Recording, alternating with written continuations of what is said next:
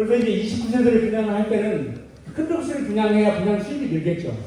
조합 분양은 줄 거고. 그래서 이제 그렇게 갈 때는 29세대로 가는 안을 만들었을 때는 14평 가진 분은 24평짜리를 간다를 전제를 하고 그 조합은 숫자만큼만 24평짜리 숫자를 맞출 거예요. 그 나머지는 다 임대입니다. 여러분 거꾸로 반대로 뒤집어서 임대 아파트를 34평이나 40평 주고 싶은 생각 없으시잖아요. 조합은 여러분들이. 그래서 이제 그거는 임대주택은 그래서 결국은 임대주택에 들어갈 임대주택과 14평을 가진 조합원이 가는 것은 하나, 둘, 셋, 넷, 다섯, 6개 등이 그죠? 6개 등인데 임대 아파트와 여러분은 추첨입니다. 25평은 추첨이에요. 서울시 법률이 그렇게 생겼으니까 임대 아파트와 이것은 동시 추첨하도록 되는 그런 개념인 거고 반대로 여러분이 25평짜리를 이게 그 아파트를 건립세트를 65세대 정도 지어서 일반 분양을 숫자를 최대한 늘리겠다라고 하는 경우에는 쉽게 얘기해서 이런 자리에다가 25평이 한 줄 정도 더 들어가야겠죠. 쉽게 얘기해서.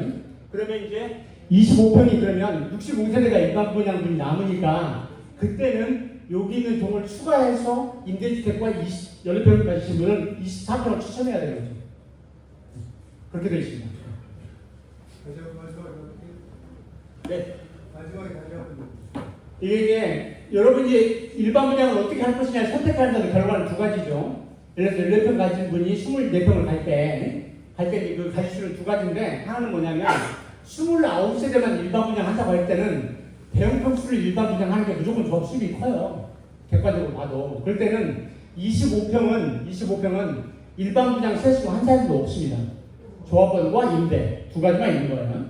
그 다음에 이제 반대로 조합원들이 그게 아니고 일반 분양 세수를 늘리게 25평짜리 전부 다 일반 분양 하는 걸로 해서 65세대를 만들자라고 계산했을 때는 하나, 둘, 셋, 넷, 다섯 개, 6개에다가 요 뒷동에다가 한 동을 추가할 예정입니다. 추가하려면. 그러면 이제 하나, 둘, 셋, 넷, 다섯, 여섯, 7개 있죠. 이 7개 중에 조합원과 일반 분양자는 제외합니다. 일반 분양 제외하고 조합원과 임대는 처음부터 같이 뽑으셔야 되고. 또 다른 질문. 아니 저 뒤쪽 먼저 하셨으니까 저쪽 하시고 이쪽에 남자분 하시고 그 다음에 거기 가고 이렇게 갈게요. 예, 교회 대관이 몇 시까지예요? 교회 대관이. 간단한 질문 드리겠습니다. A동 710호 황영진이라고 합니다. 지금 현재 그 설계한 초안을 봤을 때 한강변 또는 서울시내에서 유사하게 그 배치도가 구성되는 곳이 있는가요? 지금 현재는 이게 이제 한강변 20층이 되고 난 뒤에 그 첫 주동을 20층 하라고 하는 것을 이렇게 지금같이 이렇게 여러분처럼 뒤로 좀 누르고 그 다음에 앞쪽에 이런 공구실을 넣어가지고 저층이 있다라고 우긴 단지가 없어요. 그러니까 이런 단지는 없습니다. 없고 이제 뭐 더 구체적인까지는 말씀 못 드리겠습니다. 못 드리겠고 없고 어쨌든 관련 법률에 어떤 규정이 있냐면 유공사분 기본계획에 한강변 주동을 무조건 20층 이하로 하라고 되어 있는데 대지가 지나치게 좁고 막 그러다 주동을 배치하기 좀 문제가 있어 보인다라고 하는 것들은 예의할 수 있는 조항이 있습니다. 그러니까 저희는 그 예의할 수 있는 조항을 최대한 적용해서 하려고 하는 겁니다. 예. 또 다른 저 뒤에 그 여자분 먼저 하시고 그다음 어르신 하시죠. 신동 801호인데요. 제가 아까 저 본원에서 궁금한 것이 지금 층수가 동별로 다 다르잖아요. 그러면 그 층별로 분양가나 이런 게 다 다를 걸로 생각이 되는데 그런 거는 어떻게 측정하게 될 것이며 전에 3배수라는 말이 있었거든요. 자기성수에 그거는 완전히 폐지가 뒤에 맨 마지막 건 제가 못 들었어요. 네. 맨 마지막에 3배수 뭐 어떤 건지 못 들었어요. 네네네. 성수 곱하기 뭐 3배수로 해서 뭐 한다 이런 말이 있었거든요. 이제 약간 이제 그거는 완전히 2030으로 가면서 폐기가 될 부분인지 구체적으로 저렇게 되면 분양가가 47,000원 20층은 청구가 그중 2배 이상이잖아요. 그러면 그런 건 어떤 식으로 이제 가격이 책정될 것이며 그거를 어떤 식으로 조합원들이 분양을 받게 될 것인지 그것이 궁금합니다. 네. 예, 질문하신 내용은 뭐냐면 이게 이제 요동을 예를 든다고 한다면 이게 간단하니까 요동을 예를 들죠. 예를 들면 20층이라고 한다면 1층은 없죠. 6m까지 아파트 올라가 있잖아요. 우리 한강 보니까 이렇게 돼 있고 그 다음에 2층부터 18층까지가 아까 말씀드린 34평짜리, 33평 아파트가 들어오고 그 위에 두 세대는 보충형 펜트하우스가 들어가잖아요. 그렇게 됐을 때 이제 물어본 게 뭐냐면 2층 가격하고 초 위쪽하고 가격이 다를 거잖아요. 같은 34평짜리로. 그래서 그 가격에 대한 것은 감정평가를 하는 거라서 종부가치 감정평가에서 가격이 매겨지는 거지 제가 설계자가 답변할 수 있는 부분은 아닙니다. 아니고 두 번째 이제 이런 부분이 있을 수 있죠. 뭐냐면 종전에 이제 A, B, C동, D 2동이 있는데 여기에 A동 이쪽부터 A가 보겠습니다. 하나, 둘, 세 개가 나란히 있죠. 옆으로 붙어서. 그러면 종전에 깔려있던 1층의 개수보다 현재 깔은 1층의 개수가 훨씬 적어요. 이 전체 이제 A동, B동, C동, D동, E동 쭉 있잖아요. 이게 그 5동에 1층이 깔려있는 개수가 지금 현재 1층 깔려있는 개수보다 훨씬 세수가 적다고 이렇게 많다고. 지금은 이제 고층을 있으니까 1층이 바닥에 깔린 게 적은 거죠. 쉽게 그러면 이제 종전에 1층 가진 분이 여기서 보면 2층하고 3층 가지고 해야 될지 모른다는 생각이 들거든요. 남으니까 누군가 올라갈 거잖아요. 이렇게 올라갈 건데 그거에 대한 부분은 저 설계자가 어떻게 뭐라고 주장할 수 없고 관리 처분에서 조합은 여러분들이 결정할 내용이기 때문에 제가 뭐라고 답변을 못 드리겠습니다. 다만 이제 여기가 이제 건축적으로 이런 부분 하나 아셔야 돼요. 뭐냐면 저희 구역은 디자인 특화라고 하는 특별 건축을 하시고 결의를 하셨죠. 그래서 저희한테 비용도 주셨어요. 이게 뭐냐면 34평짜리 아파트 34평 이상, 그러니까 25평, 우리가 흔히 부르는 전용 면적 18평을 초과하는 아파트들은 전체 발코니 면적의 30%를 빼야 허가가 나요. 허가가 나는데 특별 건축구역을 하면 발코니를 하나도 안 빼도 되거든요. 그래서 그 평수가 34평짜리 기준은 약 4평이에요. 4평. 이 4평에 대한 시장 가치가 워낙 크기 때문에 여러분은 특별 건축구를 선임받았어요. 그러면 특별 건축을 하면 저희가 세부적으로 지정할 때 여기 20층이라고 한다면 2층은 발코니가 더 있을 수도 있고요. 그 다음에 20층 돌출돼서 나올 수 있고 이런 경우가 수가 있는데 거기에 따라서 아파트 가격이 조금 달라집니다. 전체 디자인을 하는 거거든요. 개념이기 때문에. 그래서 그런 개념에서 그 차이는 약간 생길 수 있다라고 하는 것은 기술적으로 선제적으로 답변을 드리도록 하겠습니다. 그 다음에 이제 질문, 저 어르신. 예. 네, 이동 1110호 이상현입니다. 설명 열심히 하시는 거 잘 들었는데 사실은 무슨 소리인가 하나도 모르겠습니다. 왜 지금 우리 이 공사비가 도대체 얼마인데 이 설명회를 하면서 설명회도 절차법이지 않습니까? 설명회를 하면서 조합을 하는데 한 10페이지 정도 인쇄해서 나눠줄 수 없습니까? 뒤에 분들 똑같이 이 말 더 들었어요. 뒤에 앉아 계시는 분들이 저한테 자꾸 묻습니다. 저도 모르는데 저도 모른다고 했거든요. 그리고 이 앉아 보십시오. 이 화면이 보이는가? 그러면 교역이 작으면 큰 걸 임대를 하든지 한 개 사면 안 됩니까? 돈이 도대체 얼마 드는데 이거 완전 거지 아파트 만들어요, 여러분들이. 설계 대표님께서 우리 아파트를 거지 아파트 만든다고 난 보고 있습니다. 여기 다 간단해요. 토의를 하려면 알아야 연구를 해올 거 아닙니까?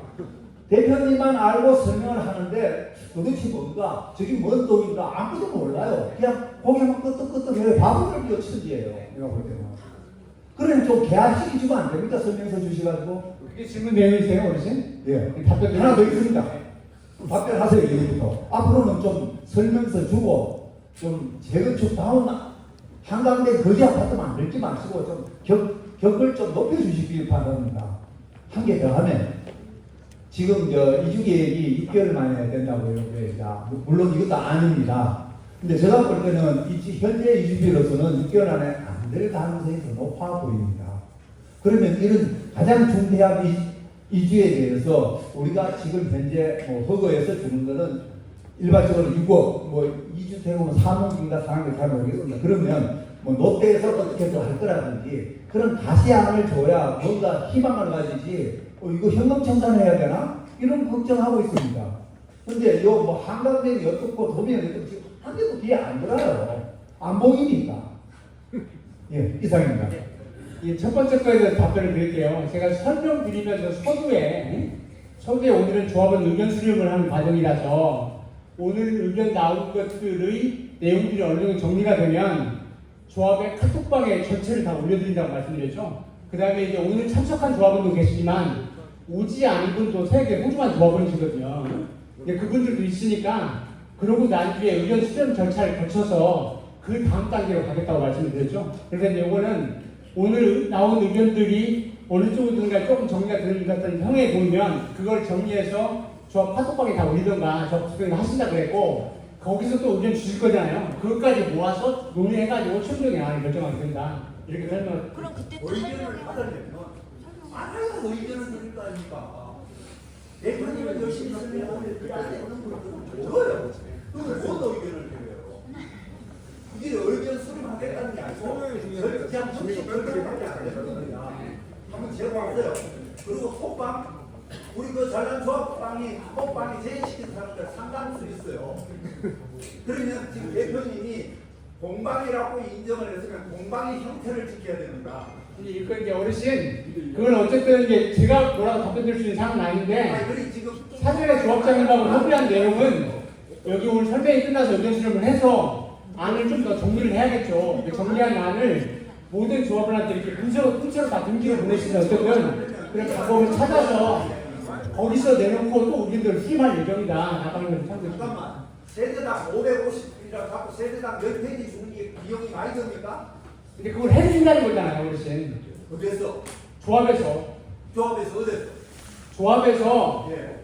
조합원들한테 전부 다 나눠주겠다 그 말이에요. 인쇄해서 나가죠. 예. 그러면 설명이 하기 전에 그 페이지를 줘서 조합원들이 집에서 보고 연구해가지고 의견을 내놓해야 합당하지 않습니까? 왜 깎을제비를 합니까 그러면? 일단 어르신 이제 충분히 이해했고요.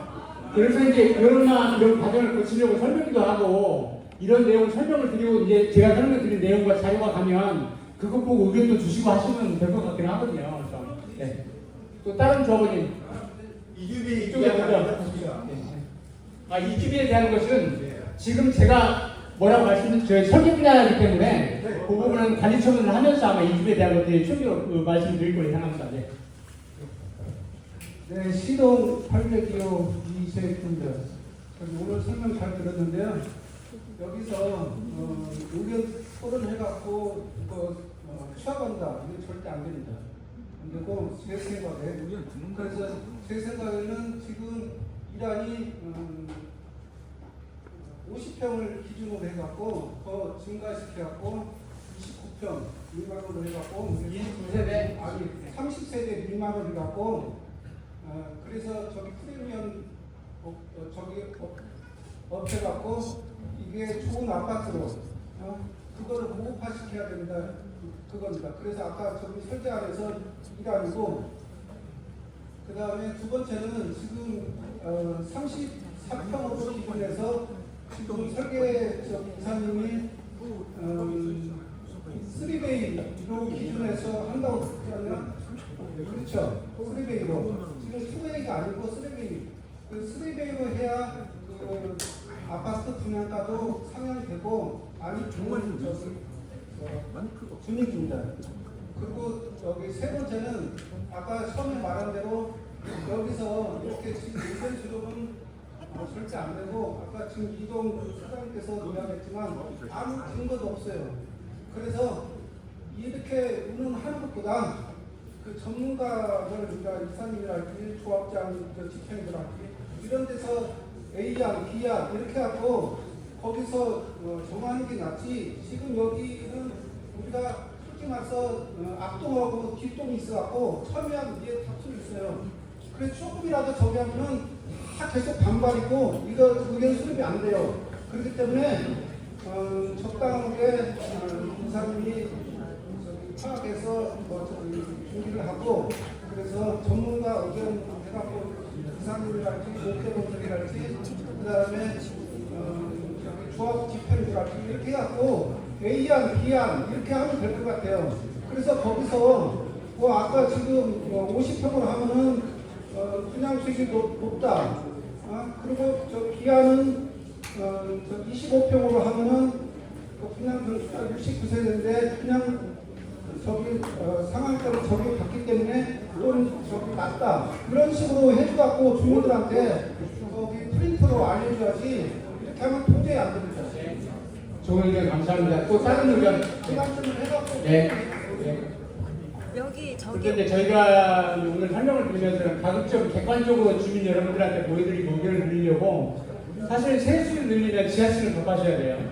주차 대수를 늘려야 되니까. 그러면 이제 지하 위에 3층으로 되어 있는데 일부를 좀 더 파야겠다고요. 이제 그런 부분들을 일단 배제를 하고 말씀을 드리는 게 좋을 것 같아서 그래 객관적인 것 같아서 여기 먼저 하시겠습니까? 먼저 마이크 시간 많이 하도록 하겠습니다. 이동 507호 김선호입니다. 제가 궁금한 게 이제 오늘 나와서 설명드린 게 25평으로 일반 분야 60세대 이상을 할 건지 아니면 여기가 이제 한강변이고 대형 평수가 들어가면서 아무래도 이제 고급 아파트 단지로 해서 이제 29세대 미만으로 이제 결정을 둘 중에 하나는 이제 결정을 해야 될 상황인 것 같아요. 그러면 25평 같은 경우에는 지금 보니까 임대 아파트가 들어간다고 하는데 그 임대 아파트를 저축으로 깔거나 아니면 한쪽으로 배치를 하고 25평 가지고 계시는 소유주님들한테 그 추첨을 그 소유하고 계신 분들만 배정받을 수 있도록 나중에 그 변경이라든가 이런 게 가능한 건지 그게 궁금합니다. 저희 이제 과거에는 그렇게 가능했었어요. 근데 지금은 한 3년, 한 2년 전쯤에 서울시에서 방침을 정해서 임대 아파트하고 그 다음에 조합원 분양은 일반장을 제외하고는 동시에 뽑도록 규정을 바꿔버려서 그건 방법이 없습니다. 여기 아니, 저기 추가 질문 하신다고요? 제가 여기 조합원이 아니라 한남 3구역 조합원이에요. 거기도 지금 이렇게 설계 변경 때문에 이주를 하고 지금 이렇게 진행을 하고 있는데요. 거기도 조합원님들이 원하는 게 임대 아파트를 섞지 말아라. 임대 아파트 한쪽으로 빼라 해서 지금 이렇게 추진하고 있고요. 거기 조합에서는 그렇게 진행하려고 서울시하고 싸운다고 하거든요. 조합원님들 의견을 수렴한다고 했어요. 근데 여기 조합원님들 한두 푼도 아닌데 나중에 여기 아파트 준공이 되면 몇십억의 재산을 갖고 계신 분들인데 임대 아파트 사시는 분이 내 밑에 동에 사시고 위에 동에 사시고라고 하면 정말 자산 가치가 25평은 올라가지도 못하고 그렇게 살고 싶은 사람이 없을 거예요.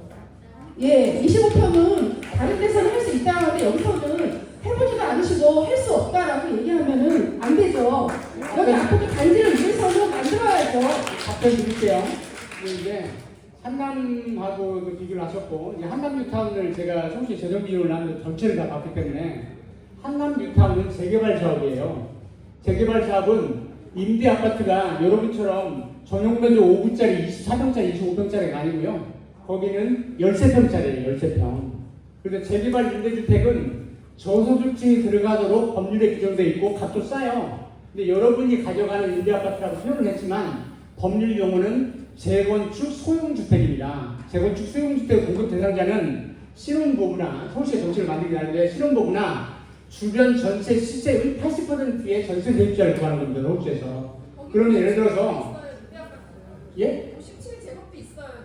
당연히 있죠. 그거는 이제 서울시가 거기 이제 그 한남뉴타운도 마찬가지로 나머지 재개발하는 지역들은 임대아파트 공급 기준 자체가 달라요. 아까 말씀드린 거. 거기는 3구짜리도 있고요. 그 다음에 4구짜리도 있고 전용면적으로 얘기하는 겁니다. 5구짜리도 있고 있어요. 이렇게 세 가지가 균형이 결합해 있는데 그거는 임대아파트도 각 평면을 단일 평면을 못하게 돼 있고 총 임대아파트의 저소득층이 가는 사람이 13평짜리만 가라고 하면 문제가 되잖아요. 그래서 법률적으로 재개발 구역의 임대아파트는 13평짜리, 쉽게 얘기해서 17평짜리, 그 다음에 21평짜리가 약간 혼합이 돼야 되고 13평짜리 임대아파트는 전체 건립 세대수의 30% 이상으로 반드시 하셔야 돼요. 근데 거기는 저소득층이 가는 거고 우리 아파트는 임대아파트 같은 다른 아파트라서 강남에 하는 모든 재건축 단지들은 요거는 임대아파트가 아니고 임대아파트긴 하지만 재건축 소형주택이라고 해서 공급 기준이 다르기 때문에 그 기준을 그대로 적용이 다르게 저는 하고 있습니다. 또 다른 부분 저쪽에 이쪽 먼저 하셨죠? 먼저 하셨고 네 하겠습니다. 그런데 쉽게 얘기하면 여러분 저거 25번짜리 전세주는 얼마 갈까요? 새로 아파트를 지어주면 그거에 80% 전세를 들어오는 사람이 그게 생각을 해보실 필요가 있습니다. 이 기준 자체가 다르다. 저쪽은 완전 저소득층이라고 해서 거기 임대가격이 보증금 예를 들어서 5천 1억에 월 25만 3천 국가에서 보조해주는 사이거든요. 근데 여기는 그런 사업이 아니거든요. 그런 경우가 일반 재건축하고 제가 좀 다르다라고 하는 건 차이점을 인정했으면 좋겠고, 잠깐만요. 다른 질문 하시고 개별적으로 답변 드릴게요. 그게 낫겠습니다. 네. 저는 C동 710호 이시라고 하는데요. 오늘 그러면 설계도 나온 거는 없는 거죠? 지금 조감도 아까 보여주신 거 그거 조감도만 있는 이 조감도하고 이거 배치도죠. 이제 동별 위치가 어디가 돼 있고 그러니까 하는 벤치만 거죠. 있고 조감도. 그러면은 롯데하고 약간 협약된 뭐 이렇게 정도 할 것이다라든가 뭐가 있어야지 조감도 하나만 보여주고 오늘 설명해도 관리 처분하신다는 거잖아요. 아닙니다. 거기 아닙니다. 그러면 그 전에 어떤 절차로 인해서 관리 처분을 하실 건가요? 우선 이제 여러분 지역에 그 관리 처분을 어떻게 하느냐면 네. 지금 안으로 관리 처분을 하는 게 아니고 네. 관리 처분을 옛날에 허가받은 거 있죠. 아, 네, 그건 이해했어요. 네. 이해했으면 그럼 오늘 설명회를 하실 때 저희는 2030을 원하는 게 아니고 전면 한강뷰 그걸로 가는 거잖아요. 네. 그럼 오늘 설명회는 조감도 하나 지금 딱 보여주시고 그냥 아무것도 뭐 롯데하고 얘기한 거라든가 그런 게 하나도 없는 거 맞죠? 우선 이제 마이크 들이시고요. 네네. 그러니까 이제 기본 개념은 그게 이제 일반 조합원들이 보시기에 똑같은 의견 주시기에 저는 정당하다고 생각합니다. 쉽게 얘기해 사실은 이제 배치도를 보면 여기 봉이 이쪽 보는 거, 그다음에 이쪽으로 하는 보는 것이 다 보이긴 보는데 전문가가 아니면 알기 어려운 부분이 약간 있을 겁니다. 그 부분에 대한 것은 지금은 대략적으로 어떤 방식으로 갔으면 좋겠냐는 의견 수렴하는 거예요. 그래서 예를 들어서 29세대 분양하자, 반대로 60세대 분양하자 라고 하는 것들 어느 정도 의견이 모아지면 오늘 롯데건설의 상품 개발실도 왔고요. 그 다음에 사업팀도 오셨잖아요. 조합 집회부도 다 계시고 하니까 거기서 세부적으로 여기 단위수대 돈을 다 그립니다. 그래서 나중에 조합원들한테 결의를 받아서 진행하게 되는 거죠. 그래서 오늘은 몇 평짜리 얼마 지을래? 라고 하는 것과 태연별 위치를 이렇게 앉혀놨는데 조합원 여러분 괜찮습니까? 라고 하면 의견 수렴 해보는 거고 그 설계도를 나중에 다시 나옵니다. 나중에 주신다는 나옵니다. 거잖아요. 지금 이제 그 결정이 안 되시면 못하는 거잖아요. 그렇게 하시고 저쪽 그 이쪽에 추가 질문 저 아까 이거 여기 추가 질문 하신다고 했죠? 들으시고 괜찮습니까? 예 그러면요. 여기 계신 조합원님께서 한강뷰 바라보면서 이 아파트 사실 때 우리는 한강뷰 다 바라보고 아까 말씀하신 분처럼 5층이시면 3배수 해서 위로 올라간다고 하고 다 동의서 냈을 거예요. 그런데 지금 아까 말씀하실 때 그 25평은 임대아파트하고 돌린다고 했거든요. 그러면은 10층 가진 5층 가진 사람이 3배수 올라가면은 10몇 층 가야 되는데 임대아파트가 10몇 층 가고 이 사람들이 5층 3층 갈 수도 있다는 말씀이신가요? 임대아파트하고 돌린다고 하시니까. 말씀 네. 하셨습니까? 거기에 답변을 드릴게요. 왜냐하면 쉽게 얘기하면 이렇게 되는 거죠. 이게 이제 거기 너무 디테일하게 질문을 하셨는데 제가 답변 드릴 수 있는 부분은 아니에요. 조합에서 결정하도록 돼 있어요. 근데 법률상에 보면 이렇게 되는 법률적인 부분만 말씀을 드리자고 한다면 조합원도 1층 사는 분이 있고 25평도 14평짜리도 1층 사는 분도 있고 2층 사는 분이 3층 사는 분이 있어서 각각 권리가격이 다르겠죠. 그죠? 반대로 이제 거꾸로 얘기하면 어떻게 되냐면 여기 이렇게 있다고 하면 조합원은 몇 층에 몇 호가 당첨된다고 하는 것은 거기서 결정되는 게 아니고 여기 25평 개수가 있다고 한다면 임대아파트가 7층, 8층, 9층, 10층 빠진다고 하는 게 결정되는 거예요. 그 다음에 나머지에 대해서는 종전에 가지고 있던 권리가액 금액 순위에 따라서 위로 갈 수도 있고 하겠죠, 쉽게 얘기해서. 근데 그거는 조합에서 의사결정을 하는 거예요, 쉽게 얘기하면. 그럼 이제 여기 있는 것들 중에 보면 임대가 그 조합원이 14평짜리가 76분인가 되시죠? 76분인가 되시죠? 그 76분하고 임대아파트가 아까 얘기한 재건축 소형주택이 104개인가 3개인가 들어간다고 말씀드렸잖아요. 그러면 합치면 170 몇 개를 가지고 거꾸로 임대아파트 호수를 먼저 정한다고 보시면 되겠죠. 그 다음에 나머지는 뽑기로 먼저 가져가는 거예요. 쉽게 얘기해서. 그럼 이제 조합원들이 남은 돈이 남을 거잖아요. 쉽게 얘기해서. 그게 이제 조합원도 임대아파트 돈만 먼저 분리를 하는 거예요. 서울시에서 가져가는 거는. 그리고 이제 이 동별로 종전에 1층 사는지 몇 층 가냐 하는 것들은 조합원 관리 처분을 정하는 거죠. 종전 권리가액 높은자로 하든 뭐 하든 간에. 근데 그렇게 정하는 거지. 일방적으로 조합원 1층 가는 사람이 10층 가는 사람이 1층으로 내려가고 이런 일은 없을 거라고 저는 예측합니다.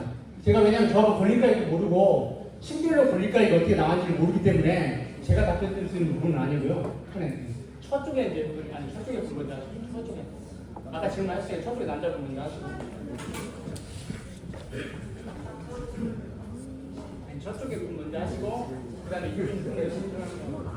네, F동 1202호인데요. 저는 좀 다른 쪽으로 좀 제안을 좀 의견이나 제안을 드릴게요. 그 아파트 고급화에 대한 문의인데 제가 알기로는 건설사와 조합에서는 그 스카이브리지 관련된 설치를 좀 회의적으로 생각하고 계시다라고 알고 있습니다. 지금 저희 타워 같은 경우는 뭐 학생도 아니고 역세권도 아니고 오직 하나 이제 한강변에 있다라는 그 장점 하나인데 일반 요즘에 뭐 10년 지난 아파트들도 그냥 도심에 환경분도 없이 그냥 도심에 있는 아파트들도 스카이브리지를 많이 설치를 해서 최대한 외관의 고급화를 좀 많이 이제 특성화하려고 하는데 저희 아파트가 오직 하나 한강변 아파트인데 왜 그런 좀 외관에 대한 그런 고급화를 조금 좀 회의적으로 생각하시는지 그 또 스카이브리지를 포함해서 다른 외관도 좀 특성화해서 가치를 높이는 게 가장 산업을 극대화하는 방법이라고 생각하거든요. 그거에 대한 좀 제안. 우선 이제 일반은 지금은 이제 개념에 대한 것을 오늘 의견을 듣는 거고요. 세대수를 몇 세대 할 거냐, 그 다음에 주동호 배치를 어디로 할 거냐 개념만 정하고 일반은 저희 지역은 특별 건축이기 때문에 일반 특판은 무조건 해야 됩니다. 일반 특판은 무조건 하는 거고 그 다음에 이제 엊그제 저 지정부에서도 이제 청담 미래를 다녀오셨다고 해요. 새로 지은 신축 아파트 있죠. 청담동에 지은 미래 아파트 가셔서 좋구나 이런 의견을 많이 내셨다고 해요. 가보면 진짜 좋거든요. 그런데 그 스카이브리지 문제는 조합원 여러분이 선택하시면 할 수 있는 겁니다. 그런데 이제 그게 문제가 뭐가 있냐면 스카이브리지를 얹으면 그 얹은 면적만큼은 세수가 날아가는 겁니다. 세수가 뜨겠죠, 주택에서. 일반 그냥 세수를 29세인데 그냥 건축가 뜨겠죠. 그 면적이 들어가니까. 그래서 그거 하고 공사비에 관한 부분을 생각을 하셔야 되고 두 번째는 뭐냐면 스카이브리지를 얻는 방법은 두 가지 방법이 있습니다. 뭐냐면 이게 47층이고 36층이라고 하면 중간층이 얻는 방법이 있고요. 취상층이 얻는 방법이 있어요. 그래서 그걸 이제 여러분들이 하시겠다고 하면 그건 헐리에 반영하면 됩니다. 스카이브리지 안 해주는 거 아닙니다. 다만 스카이브리지를 하게 되면 연결하는 구간이 과거에는 통로 기능만 하지 말고 거기에 카페도 만들고 운동실도 넣을 수 있게 만들었는데 지금 현재는 저쪽에 그 어디죠? 저쪽 그 강변역에 무슨 건물 막 운동 많이 해갖고 출렁출렁한 건물 있었죠? 어떤 건물이라고 말씀드리지 않겠습니다. 근데 그 건물이 그런 문제가 생긴다는데 서울시에서는 연결 통로만 현재 해주고 있습니다. 그래서 이제 요게 이제 스카이브리지를 하면 어떤 부분이 생기냐 거기다 공사비 부분이 하나 생기고요. 두 번째 스카이브리지를 여기 중간층에 넓혔다 하면 이 뒤쪽 세대가 한강을 가리는 문제가 생기세요. 그게 생기면 근데 그것들을 종합적으로 고려해서 해야 되고 저희가 용산에 하고 있는 남영역에 하고 있는 그 뭐 주상복권 건축물이 있어요. 거기다 2조 정도 되는 규모인데 거기는 스카이브리지를 얹었어요. 대신 거기는 상업적이라서 층수 제한이 없기 때문에 공사비는 많이 들어도 되니까 스카이브리지 얹는 동안 모든 세대를 다 뺐어요. 쉽게 얘기하면. 근데 그런 기술적인 문제가 있어서 그거는 아까 좋은 의견이시고 그거는 종합적으로 다른 조합원님 말씀하신 것처럼 조합집행부와 그 다음에 전체적인 기술진과 논의를 해서 조합원 이익이 극대화되는 방법을 찾는 게 최선을 기라고 생각합니다. 이거 충분히 할 수 있습니다. 원하시면 할 수 있다. 네. 여기 뒤에 먼저 하시죠.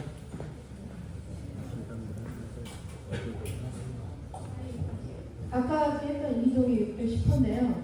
그러니까 여기가 대부분 오늘은 그 평형수하고 뭐 이런 설명을 듣는 자리고 또 재언을 하는 자리라는 걸 알고 있는데 대부분 사전은 한강변에 얘기를 안 하는 것 같은데 저는 대부분 근데 재원칙은 어디 가면 대형 평수에 대한 것들 그러니까 지금 30평대 28평 합해서 280세대와 그 다음에 뒤쪽에는 40평대와 45평대가 합하면 한 170세대 돼요.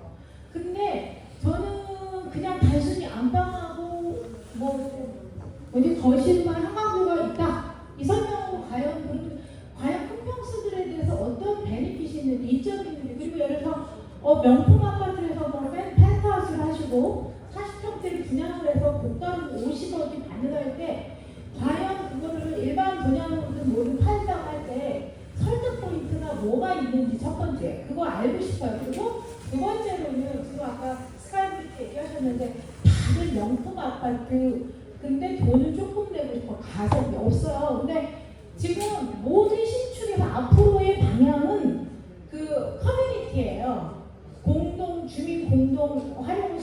뭐 아까 그 앞에다 놓으신다는데 물론 오늘 그거에 대한 디테일한 얘기는 안 하시는 건 알고 있는데 저는 정말 이거 이상으로 더 중요한 게 결국은 그 커뮤니티예요. 너무너무 그냥 많이 바뀌고 그리고 반영을 하시려면 지금의 그 트렌드를 반영하는 게 아니라 앞으로 10년 후의 트렌드를 반영하셔서 노후 세대가 많이 사시는 그게 정말 특화되고 그런 아파트 명품 아파트가 되는 거거든요. 지금 다른 건설사에서 그 공부를 많이 하는 걸로 알고 있는데 그런 이야기 아무도 못하고 안 하고 있어요. 그러면 사회사님이 그런 비전을 제시해줘야 되는 거 맞습니다. 아닌가요? 말씀드릴게요. 뭐냐면 여기 옆에 주민공동시설이라고 넣는 부분은 가장 조합원 여러분들 수익적인 측면에서 이 주민공동시설 중에 수혜자는 어린이집이라든가 노인정 같은 것들은 일찍 입장했죠. 그런 시설들은 용적률에서 빼줍니다. 용적률에서. 그러니까 이제 시장 측에 들어가는 것은 용적률에서 빼주는 아파트를 해야 수익이 늘 거예요. 근데 그렇게 개념이 잡혀 있고, 그런데 규모가 작은 거고, 롯데건설이 이미 제안한 내용을 보면 지하 2층에 휴증시센터라든가 아까 했던 커뮤니티가 다 엄청나게 잘 돼 있어요. 그리고 이제 메이저 시공사는 이미 표준이 돼 있어요. 건립 세수가 몇 대를 곱하기 몇 제곱미터 한다, 몇 평 한다는 게 갖고 있어서 그런 커뮤니티 부분은 제대로 다 들어가게 될 거라고 하는 걸 말씀을 드리고, 그 다음에 두 번째는 뭐냐면 오늘 오신 분 중에 아까 말씀드린 것처럼 롯데건설의 상품 개발실에 오셨어요. 그래서 이제 오시면 대략적으로 편의에 대한 걸 결정을 해주시면 어느 정도 의견이 수렴되면 그거 가지고 요게 예를 들어서 이게 뭐 이게 40평짜리, 30몇 평짜리다 그러면 요거는 어떻게 특화시킬 것이냐 라고 하는 세부적인 부분들은 앞으로 같이 논의해서 그런 안들을 만들어갈 예정이다라고 말씀드리고 있습니다.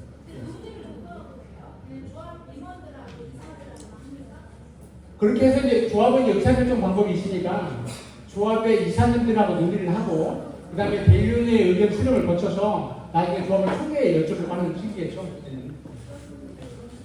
그 다음에 이제 저기 두 분 지적도 이제 저 두 분만 받고 오늘 마무리할까요? 네. 남자 중에.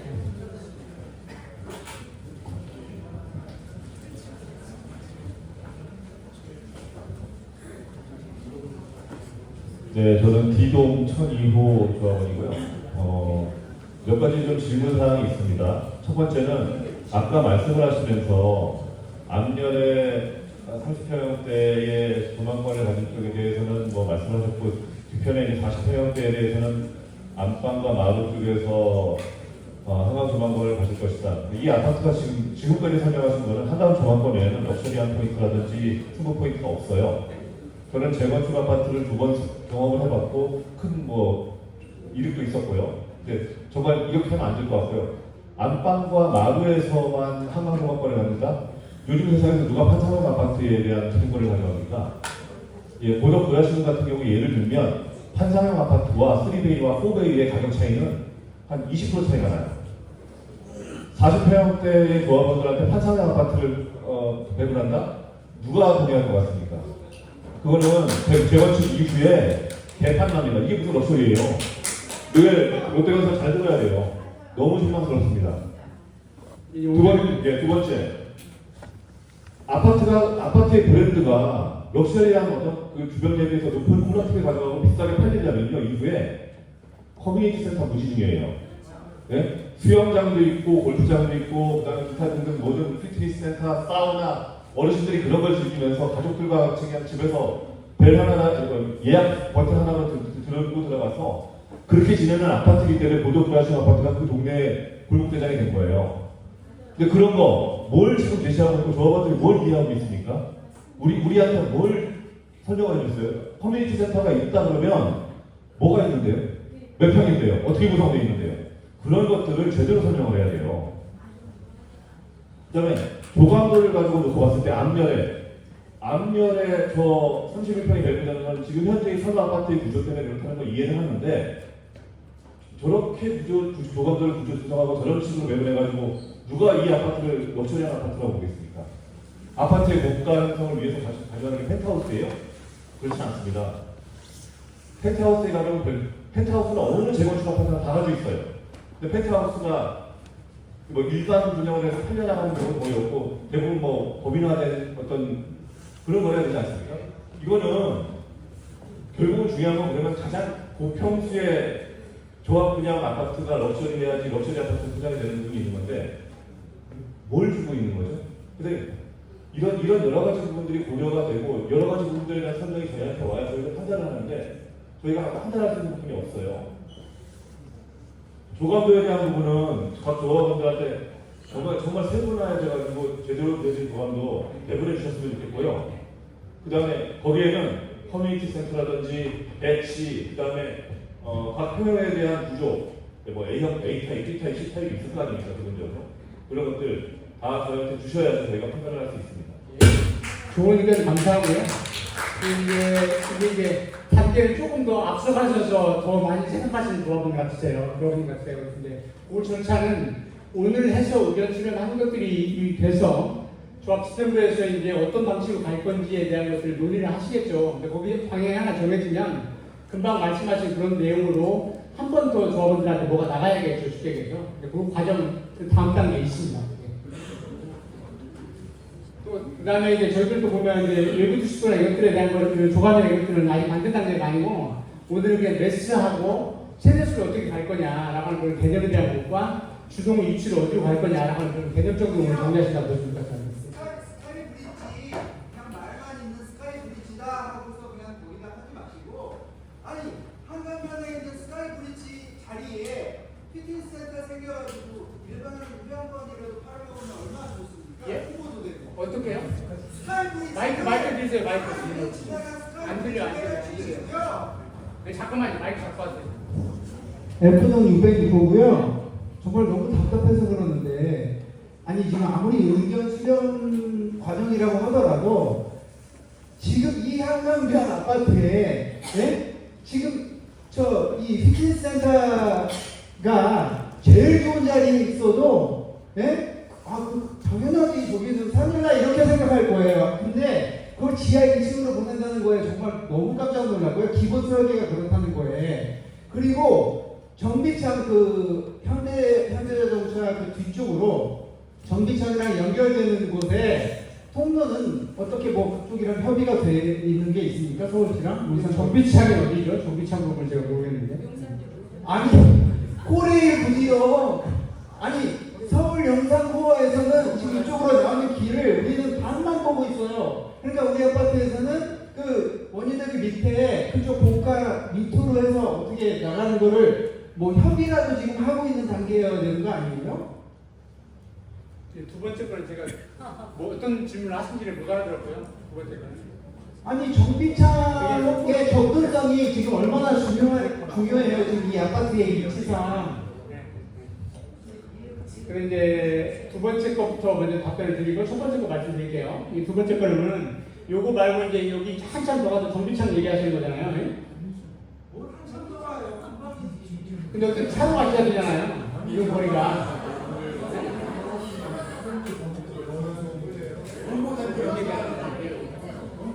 조합장님 답변하시죠. 두 번째 거. 정비창에 가는 걸 어떻게 된다고. 정비창 가는 거. 이게 용산역에 그 용산 국제업무단지 조성하는 거 말씀하시는 겁니까? 그렇다면 전자상가 하는 거 말씀하세요? 국제업무단지 국계 업무단지하고 저희 구역하고 관계는 한 대는 없습니다. 없어요. 여러분 땅 갖고 재건축하는 거예요. 그 뒤쪽에 보면 여기 현장자 땅도 있고 다 도로로 분할되어 있잖아요. 옆에는 삼성아파트고 여러분 땅과 여러분은 용산 정비청하고 연결하는 방법 자체는 뭐 기술적으로 없고요. 알고 싶은 부분은 이거 같아요. 직접 연결을 한다기보다요 그 정비창을 의식한 디자인과 통로와 그런 걸 설계 내부 설계에 통로를 구성한다든가 한강 진입로를 정비창에서 나오는 길이랑 어떻게 만나게 한다든가 이런 걸 문의해오면 되잖아요. 아니 제가 서울시 위원을 하고 있어서 정비창 부분도 다 봤고요.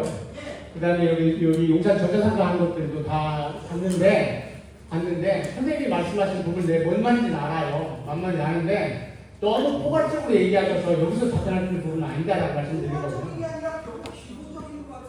두 번째 이제 두 번째 이제 스카이브리지를 연결시키면서 퓨티니스 센터나 이런 것들을 한 층을 다 통째로 비우고 예를 들어서 요동과 이동을 스카이브리지 연결한다고 가정하면 여기 스카이브리지가 연결되고 그 다음에 이제 여기 한 동을 통째로 다 비워야 비워서 커뮤니티를 여기 공간에 만들 수 있죠. 저희가 용산의 남영동에 하고 있는 사업은 그렇게 하고 있습니다. 그건 출수 제한이 없고 용적률이 800%예요. 사업성도 월등히 좋고요. 조합원 100명이고 여러분 여기 거기는 100명이고 일반 분양이 450대예요. 그런 단지는 그렇게 하고 있어요. 많이 나누죠. 그런데 여기는 이제 이렇게 연결시켜서 한 층을